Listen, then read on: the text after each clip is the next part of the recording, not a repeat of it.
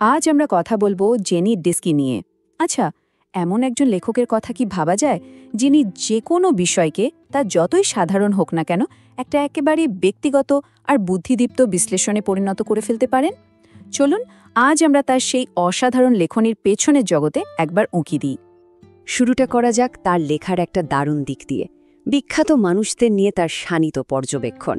যেমন ধরুন, ডেনিস থ্যাচারকে নিয়ে তিনি বলেছিলেন, ডেনিস থ্যাচারকে পুরোপুরি উদ্ভাবন করা যায়, তিনি যেন একটা ফ্ল্যাট প্যাকের মতো, যার সহজ নির্দেশনা সহ আসে। এই এক কথাতেই কিন্তু তার লেখার ধাঁচটা পরিষ্কার, তাই না? কি শানিত! আর এই ব্যাপারটা যে শুধু একজনের ক্ষেত্রেই ছিল তা কিন্তু না, রিচার্ড ব্র্যানসনের মতো ব্যক্তিত্বকেও তিনি একইভাবে ব্যবচ্ছেদ করেছেন। তার ভাষায় ব্র্যানসন ছিলেন অনন্য একজন চিরকুমারী যাকে দুর্নীতিবাজ এবং ক্ষমতাবান বৃদ্ধারা ক্রমাগত বিরক্ত করে, একজন শিশির ভেজা ডেভিড যে কিনা গলিয়াথের মতো গুন্ডার সাথে লড়ছে। কিন্তু প্রশ্ন হলো, এই যে এত ধারালো দৃষ্টিভঙ্গি, এর উৎসটা আসলে কোথায়? আসলে তার কাজের প্রথম স্তরটা যদি আমরা দেখি, তাহলে একজন নির্মম পর্যবেক্ষকের ছবিটাই ভেসে ওঠে। চারপাশের পৃথিবীকে তিনি দেখতেন একদম শানিত, বুদ্ধিদীপ্ত একটা চোখে। মানে তার সমালোচনার জাল থেকে যেন কেউই রেহাই পেত না। একদিকে যেমন হাওয়ার্ড হিউজের জীবাণুভীতি, অন্যদিকে রোয়াল্ড ডালকে সোজা সাপটা বলে দিচ্ছেন খুব একটা ভালো মানুষ নন। এমনকি টাইটানিকে ডুবে যাওয়ার মতো ঘটনাকেও তিনি দেখছেন বোকাদের জাহাজ হিসেবে। ক্ষমতা, খ্যাতি, ঐতিহাসিক বিপর্যয় কোনো কিছুই তার এই তীক্ষ্ণ নজর এড়াত না। কিন্তু আসল প্রশ্নটা হলো, এই যে বাইরের জগতের দিকে এত তীক্ষ্ণ নজর, এর পেছনের শক্তিটা আসতো কোথা থেকে? এর পেছনে ছিল একদমই অন্য একটা জগৎ, এক গভীর, জটিল আর একান্ত ব্যক্তিগত জগৎ। তো চলুন এবার তার বাইরের জগৎ থেকে সোজা ভেতরের জগতে ডুব দেওয়া যাক। অন্যের ওপর পর্যবেক্ষণ থেকে সরে এসে দেখি তিনি নিজেকে কিভাবে দেখতেন। ডিকি একবার লিখেছিলেন, আমি আমার ফ্ল্যাটে পুরো ৩ সপ্তাহ একা থাকব। এটা এক ধরনের স্বর্গ। আমি এর জন্যই তৈরি হয়েছি। আর এটা হলো কিছুই না করা। তার কাছে এই একাকিত্বটা কিন্তু কোনো শাস্তি বা একঘেয়েমি ছিল না, বরং এটা ছিল জীবন আর লেখার জন্য সবচেয়ে জরুরি, সবচেয়ে দামি একটা অবস্থা। তবে হ্যাঁ, এই কিছুই না করা মানে কিন্তু হাত পা গুটিয়ে বসে থাকা বা অলসতা নয়, একদমই না। এটা ছিল সেই মানসিক অবস্থা যা ছাড়া তার পক্ষে লেখাই সম্ভব ছিল না। তার নিজের ভাষাতেই যদি বলি, লেখাই হলো আমার কিছুই না করার উপায়, আর কিছুই না করাই হলো আমার লেখার উপায়। কি অদ্ভুত সুন্দর একটা চিন্তা, তাই না? আর এই একাকিত্বের চূড়ান্ত লুপটা তিনি কোথায় খুঁজে পেতেন জানেন? অ্যান্টার্কটিকায়। ওই যে সীমাহীন বরফ ঢাকা শূন্যতা, সেটাই ছিল তার কল্পনা। কিন্তু মজার ব্যাপার হলো, তিনি সেখানে কখনো যাননি, এবং এই না যাওয়ার হতাশাটাকেই তিনি উপভোগ করতেন। এটা তার জীবনের একটা মূল দর্শনকেই তুলে ধরে, যে আকাঙ্ক্ষা বা প্রত্যাশাটা অনেক সময় বাস্তবতার চেয়েও বেশি গুরুত্বপূর্ণ। কিন্তু এত নিয়ন্ত্রিত, এত একাকী একটা জগতের প্রয়োজন কেন হলো তার? এর উত্তর লুকিয়ে আছে তার বিশৃঙ্খল আর ভীষণ বেদনাদায়ক অতীতে। তার নিজের পরিচয়টাই যেন 2 ভাগে বিভক্ত ছিল। একদিকে জেনিফার সিমন্স, তার শৈশবের আমি, যাকে তিনি প্রায় মনেই করতে পারতেন না, যেন কোনো বইয়ের চরিত্র। আর অন্যদিকে জেনি ডিস্কি, লেখক সত্তা।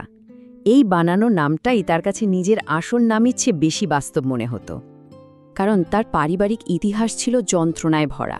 মা বাবা দুজনেই খুব আবেগপ্রবণ, আত্মহত্যার চেষ্টাও করেছেন। বাবাকে তিনি ভীষণ ভালোবাসতেন, কিন্তু সেই বাবাই ছিলেন একজন প্রতারক, যিনি তাকে ছেড়ে চলে যান। আর মায়ের স্নেহ, সেটাও ছিল অনিয়মিত, কখনো কখনো দমবন্ধকর। এই যে একটা অস্থিতিশীল শৈশব, এর গভীর ছাপ তার জীবনের লেখায় বারবার ফিরে এসেছে। আর এই পুরো ব্যাপারটাকেই তিনি একটা অসাধারণ রূপকের মাধ্যমে তুলে ধরেছেন। তিনি বলতেন, আমার মনে হতো আমি সবসময় পাতলা বরফের ওপর স্কেটিং করছি। ভাবতাম এটা বুঝি শক্ত, কিন্তু আসলে তা ছিল ভঙ্গুর, আর সম্ভবত ক্রমশই ক্ষয় যাচ্ছিল। ভাবা যায়, গভীর দুর্বলতার ওপর স্থিতিশীলতার একটা ভঙ্গুর অভিনয়, এটাই ছিল তার জীবন। এমনকি মায়ের সাথে তার সম্পর্কটা বোঝানোর জন্য তিনি কোয়ান্টাম ফিজিক্সের সাহায্য নিয়েছিলেন। ওই যে বিখ্যাত শ্রেডিঙ্গারের বিড়ালের পরীক্ষা, সেটারই একটা সংস্করণ।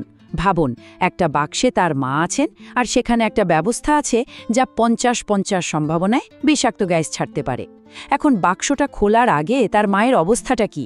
কোয়ান্টাম ফিজিক্স বলে তিনি একই সাথে জীবিত এবং মৃত। এটা শুনতে যতই জটিল লাগুক, ডিস্কির জীবনের জন্য এটাই ছিল এক নির্মম সত্যি। কারণ এটা শুধু একটা থিওরি ছিল না, এটাই ছিল তার জীবনের কঠিন বাস্তবতা। মাকে শেষবার দেখার পর টানা 20 বছর ডিস্কি জানতেনই না যে তার মা বেঁচে আছেন নাকি মারা গেছেন। ওই থট এক্সপেরিমেন্টটাই তিনি বাস্তবে যাপন করেছেন। তাহলে প্রশ্ন আসে, এই যে ভেতরের এত বিশৃঙ্খলা, এটা তিনি সামলাতেন কিভাবে? উত্তরটা একটাই, লেখার মাধ্যমে। তার মেয়ে ক্লোইর একটা কথা আছে যা বিষয়টাকে খুব সুন্দরভাবে তুলে ধরে। তিনি বলেছিলেন, প্রবন্ধগুলো যে বিষয় নিয়েই লেখা হোক না কেন, সেগুলো আসলে জেনিকে নিয়েই।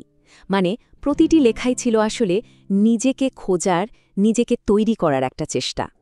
মানে বুঝতেই পারছেন, লেখা তার জন্য কোনো পেশা বা শখ ছিল না, এটা ছিল বেঁচে থাকার একটা অপরিহার্য উপায়।